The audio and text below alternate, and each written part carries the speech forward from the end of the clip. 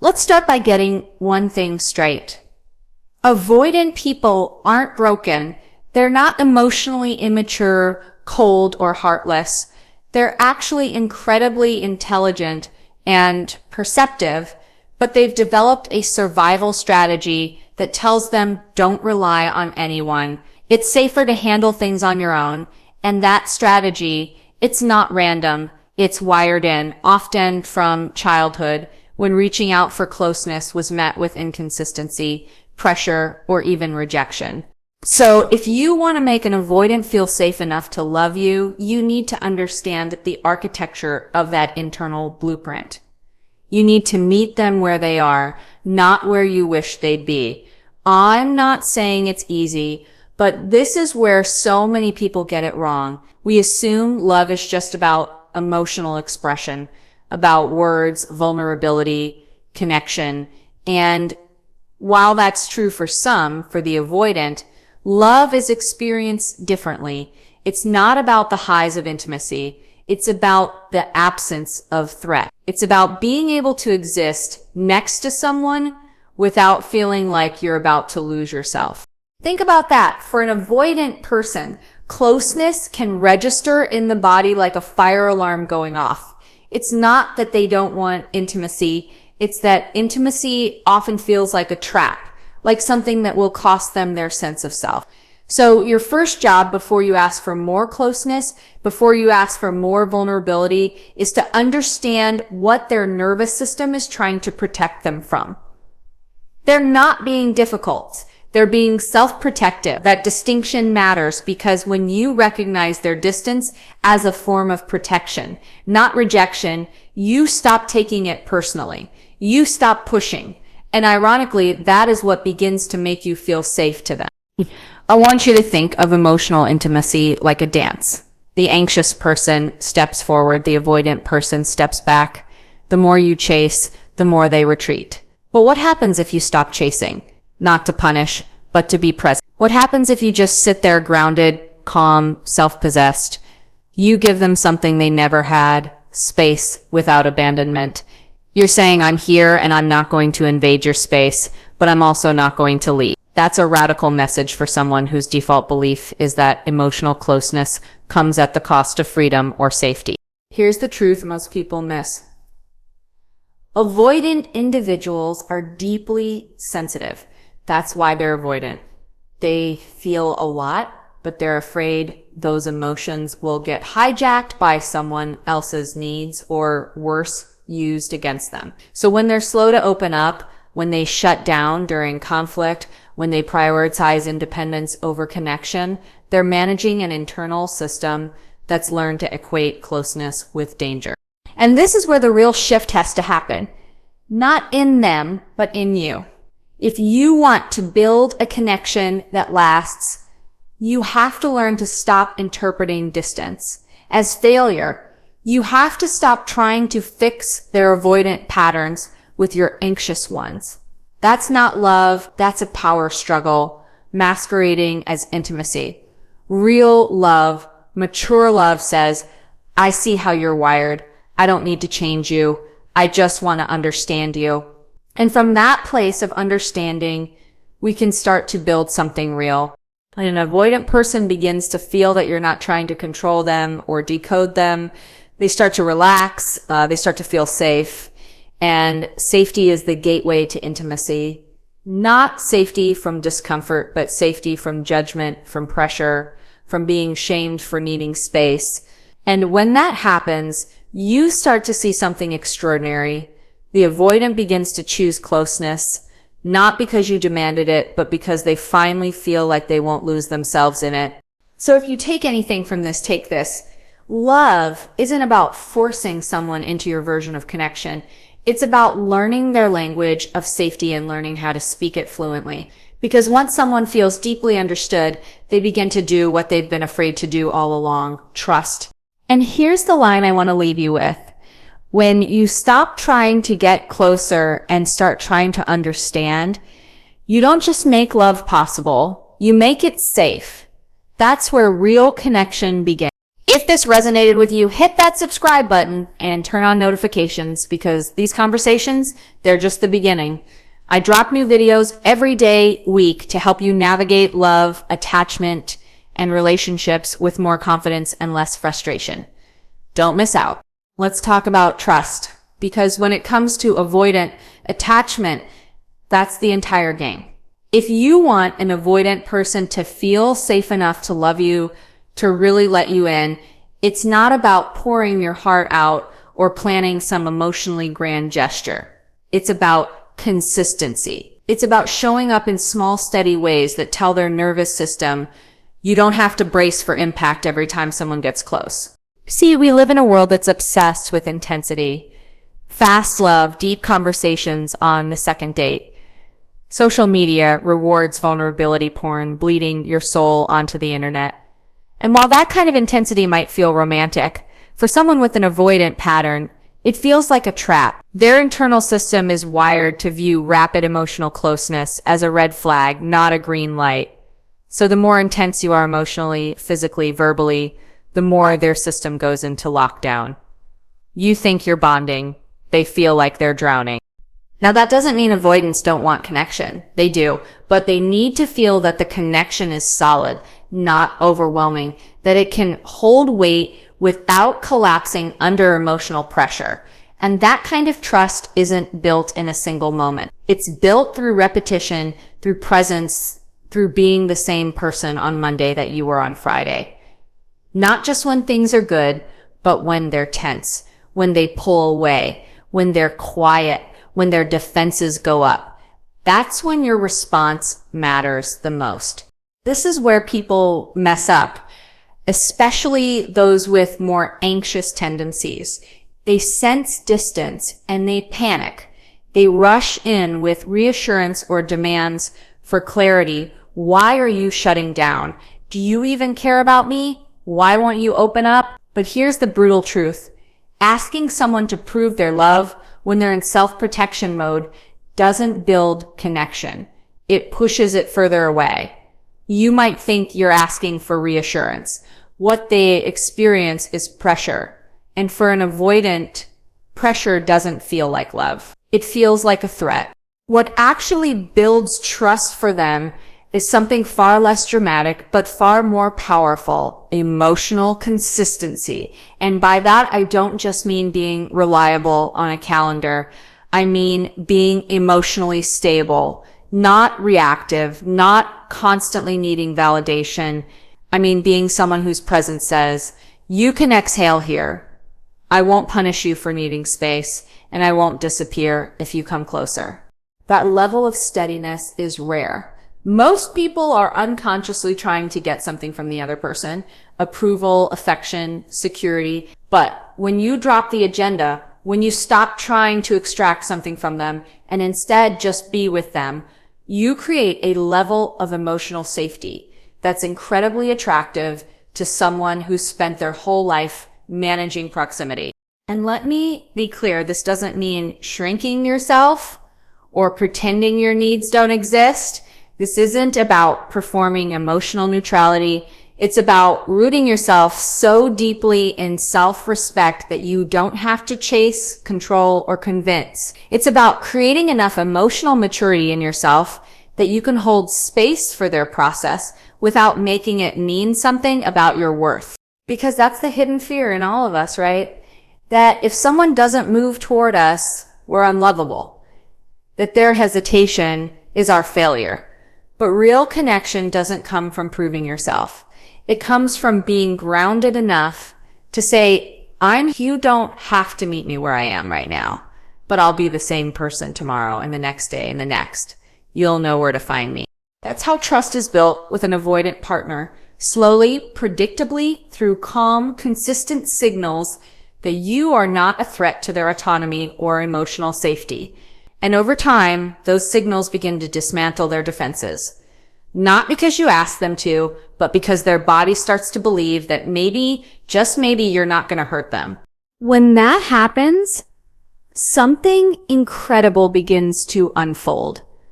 The avoidant stops bracing for loss and starts leaning into connection. They begin to test vulnerability in small ways, a longer text, a more honest conversation, an unprompted show of affection. And if you meet those moments without demanding more than they can give, without rushing the process, you'll find yourself witnessing a kind of love that's deliberate, grounded, and deeply real. So here's what I want you to remember. Trust isn't earned through intensity. It's built through stability. Show up calm, show up steady, and let love arrive at its own pace. That's the kind of love that actually lasts. Want to go deeper? Subscribe my channel where we break down these patterns and support each other. Drop a comment below with the word safe. I'd love to hear your biggest takeaway or where you're struggling. Let's keep this conversation going. Let's get into one of the most misunderstood aspects of being in a relationship with someone who has avoidant tendencies. Boundaries, not their boundaries. Yours. Because when you're dealing with someone whose instinct is to pull away when things get close, the worst thing you can do is chase them. And yet, that's what most of us do. We panic when we feel that emotional distance creeping in, and we start trying to close the gap with questions, with check-ins, with pleas for reassurance. But pressure never builds intimacy. It builds resistance. The thing to understand here is this. An avoidant person doesn't fear love. They fear losing themselves in love. Their nervous system has been wired to equate closeness with engulfment. So when you push for more emotion, more commitment, more time, they don't feel more secure. They feel cornered. And when someone feels cornered, they do one of two things. They either shut down or they run. That doesn't mean they don't care about you. It means they're trying to survive. This is where boundaries come in, not as walls to shut them out, but as containers that make the connection feel safe. Think of a relationship like a fire. You need structure to contain the heat. Without boundaries, that fire burns out of control. It consumes everything. But with the right structure, that fire becomes warmth. It becomes light. It becomes sustainable. And here's the twist. The avoidant is not going to set those boundaries for you. That's your job. What this looks like in practice is knowing your emotional limits and communicating them clearly without turning it into an ultimatum. It's saying, hey, I get that you need space and I respect that. And I also want to feel emotionally connected, even if it's in smaller ways. You're not demanding, you're inviting, you're not controlling, you're expressing. That balances everything. Most people try to force closeness through confrontation. They think conflict is the only path to clarity. But with an avoidant partner, pushing for deep emotional engagement during a moment of withdrawal is like trying to hug someone while they're mid-sprint. You'll both end up hurt. Real connection comes when you can say, I'm here and I care, but I'm not going to beg for your presence or punish your absence. I'll meet you when you're ready. Now, let me be clear. This is not about self-abandonment. It's not about waiting forever. It's about operating from a place of self-respect rather than emotional desperation. When you hold your own boundaries with clarity and calm, you actually invite closeness instead of demanding it. That creates an environment where the avoidant can start to trust that your needs won't override their autonomy. And that trust is what opens the door to deeper connection. And here's what's often overlooked. Pressure isn't just about what you say, it's about the energy behind it. You can say all the right things, but if you're carrying an undertone of, I need you to behave a certain way so I can feel okay, the avoidant is going to feel it and they're going to shut down. So much of this comes down to energy. Are you coming from a place of groundedness, or are you trying to manage their behavior so you can feel safe? The irony is, when you stop trying to control the pace or depth of the relationship and instead focus on your own emotional clarity, things often move faster. Why? Because you've removed the resistance. You've stopped sending the message, you're not enough unless you give me more. And instead you're saying, you're safe to be where you are. I'll speak my truth and you can meet me when you're ready. That message is rare and it's powerful. And it's worth mentioning that creating emotional safety doesn't mean tolerating endless emotional unavailability. You're allowed to want connection. You're allowed to ask for it. But when you do, ask from a place of self-respect, not fear. Say what you need and then let them show you who they are. That's how you build a relationship, not by controlling the response, but by observing it. So much of love isn't about what we feel. It's about how we manage what we feel. If you can hold your center, set clear boundaries, and resist the urge to pressure, you create a relational dynamic that invites the avoidant to step in freely and on their own terms. And when love is chosen that way, not coerced, not cornered, it becomes the kind of love that actually lasts. So here's the line I want to leave you with. When you set boundaries instead of applying pressure, you don't just protect your peace, you invite their presence. That's not just how you love someone with an avoidant pattern, that's how you love yourself in the process. When it comes to loving someone with an avoidant attachment style, we tend to look for breakthroughs, the big moment where they finally open up, finally let their walls down, finally tell you how they feel. We wait for that emotional movie scene, the dramatic confession, the transformation, but that's not how avoidant healing works. Doesn't come in big sweeping gestures. It comes in micro movements, small, almost imperceptible steps toward trust. And that's where most people give up. Because if you're waiting for fireworks, you'll miss the spark. If you're measuring love by how expressive or emotionally available your partner is on a timeline you created, you'll feel constantly let down. The truth is, someone with avoidant tendencies may not love loudly, but they love deliberately. And if you don't know how to spot the subtle signs of progress, you'll think nothing's happening when in fact everything is shifting.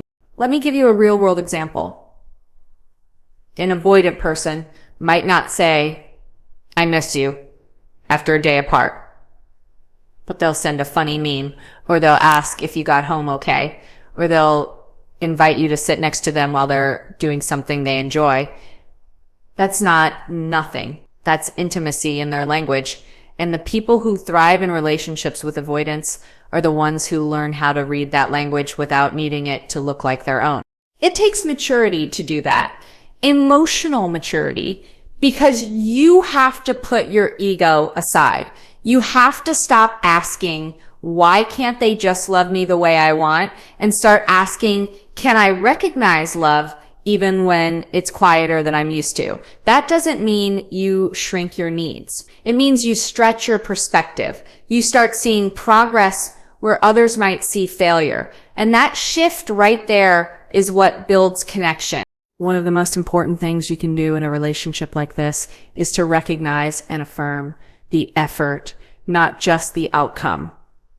If an avoidant partner opens up a little more than usual, don't interrogate it. Don't overanalyze it. Acknowledge it, appreciate it, let it land, because for them, that act of vulnerability might have taken more courage than you know. And when you affirm it, when you show them that opening up doesn't lead to conflict or criticism or pressure, you reinforce the safety that allows them to do it again. That's how trust is built, not through perfection, but through positive reinforcement of progress. When an avoidant person realizes that closeness doesn't mean losing control or being swallowed by someone else's emotional world, they start leaning in slowly, carefully, but consistently. And that's when something powerful starts to happen. They begin to initiate connection on their own. The irony is, the very thing we think will bring closeness, demanding emotional performance, actually shuts it down. But when you slow down, stay present, and respect the rhythm of their growth, you create the conditions for real, sustainable intimacy. Because now they're not just reacting to your needs, they're acting from their own desire. That's a completely different dynamic. It's also worth saying, you don't have to be a therapist. You don't have to walk on eggshells or pretend you're okay with emotional scraps. You get to have standards, but part of emotional intelligence is understanding that people grow in different ways. And for someone with avoidant wiring, the journey to emotional availability isn't linear. It's layered. It's built on trust, yes, but more importantly, it's built on repetition, on learning over and over that this relationship is different, that this time closeness isn't going to cost them their freedom. The most powerful thing you can do is to reflect back their progress, not their shortcomings. Not in a performative, patronizing way, but in a real grounded way. I noticed you opened up a little more last night. That meant a lot. Or, you've been more present lately. I appreciate that. These aren't just nice things to say. These are emotional anchors. They help someone with avoidant tendencies understand what's working, what's safe, what's okay. And maybe the most important piece, celebrate yourself too, because it takes strength to love someone in a way that honors both their growth and your own boundaries. It takes wisdom to hold space for someone else's pace while staying true to your own values. You're not just helping them feel safe enough to love, you're learning how to love in a way that's bigger than your old pattern. So here's what I want to leave you with. Progress doesn't always look like passion. It often looks like presence. And when you learn to celebrate the small steps, you create space for something far more powerful than perfect love, real love.